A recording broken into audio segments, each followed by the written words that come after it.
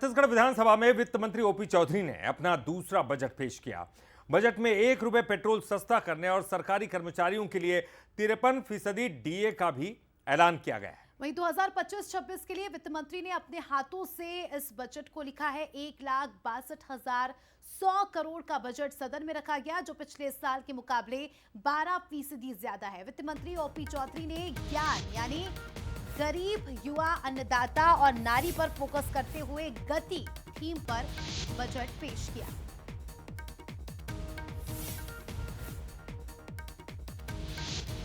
तो छत्तीसगढ़ में बीजेपी सरकार का दूसरा बजट आज पेश हुआ है। अनेकों कार्य 1 अप्रैल 2025 से पेट्रोल पर जो वैट लगता है, उस पेट्रोल की कीमत में 1 रुपए कमी करने का निर्णय लिया गया है कि शासकीय कर्मचारियों को मिलने वाला महंगाई भत्ता डीए बढ़ाकर 53% कर दिया जाएगा।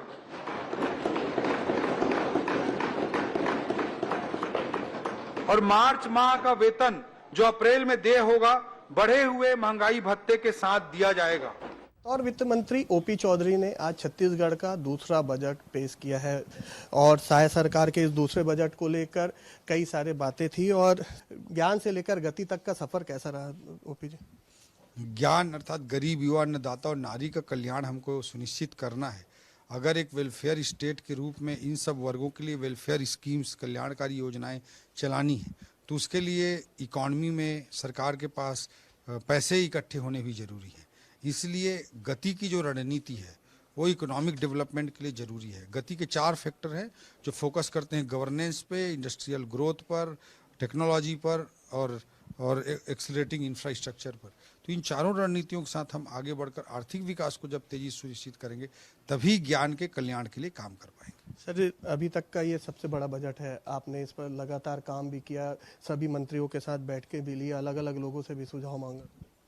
जी, अभी निश्चित रूप से एक बड़ा बजट है।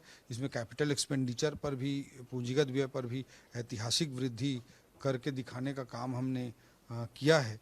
और इस पर निश्चित रूप से अलग अलग तरह के कंसल्टेशन को ध्यान में रखा गया। व्यापारी साथियों के लिए ईज ऑफ डूइंग बिजनेस पर बहुत फोकस किया गया है। इंडस्ट्री की सब्सिडी को तेजी से बढ़ाने का काम किया गया है। युवाओं के लिए भी बहुत सारे काम हमने सुनिश्चित किए हैं। तो सभी प्रकार के वर्गों को ध्यान में रखते हुए इस बजट को प्रस्तुत करने का प्रयास किया। 12 नई योजनाएं आप लोगों ने इसमें लाई हैं, चाहे वो मुख्यमंत्री सड़क योजना हो या फिर मुख्यमंत्री जो बाकी चीजें, मोबाइल टावर योजना हो। मुख्यमंत्री मोबाइल टावर योजना, मुख्यमंत्री रिंग रोड योजना, मुख्यमंत्री नगरोत्थान योजना, ऐसे बहुत सारी स्कीम्स हम लेकर आए हैं ताकि छत्तीसगढ़ के विकास को और गति दी जा सके। कुल मिलाकर गति के माध्यम से तीव्र आर्थिक प्रगति प्राप्त करके ज्ञान का कल्याण सुनिश्चित करना, ये इस बजट का मूल मंत्र है। सरगुजा, बस्तर दोनों पर फोकस है। बस्तर में नक्सलवाद को जैसे जैसे खत्म होते जा रहे हैं, 2026 का टारगेट लेके भी चल रही है सरकार। केंद्रीय गृह मंत्री ने इसका लक्ष्य दिया है। सरगुजा में भी ठीक यही देखने को मिल रहा है विकास का। देखिए, मध्य क्षेत्र के लिए रायपुर, बिलासपुर, रायगढ़ जैसे क्षेत्रों के लिए तो हम काम करते ही हैं, कर ही रहे हैं और करते ही रहेंगे। छत्तीसगढ़ की विकास यात्रा में कहीं न कहीं बस्तर और सरगुजा थोड़े पीछे रह जाते थे।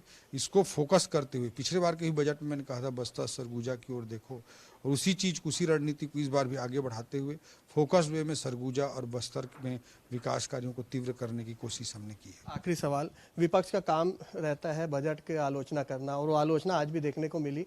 गति से दुर्गति और पुरानी बोतल में नई शराब, ये विपक्ष का आरोप लग रहा है। ये बोतल, ये शराब जैसे उदाहरण उन्हीं लोगों के दिमाग में आ सकते हैं जो शराब घोटाले करते हो। मैं यही कहना चाहूँगा कि राजनीति में आलोचना करें, लेकिन इस तरह के शराब और बोतल जैसे शब्दों का प्रयोग करना उचित नहीं है। अगर उनको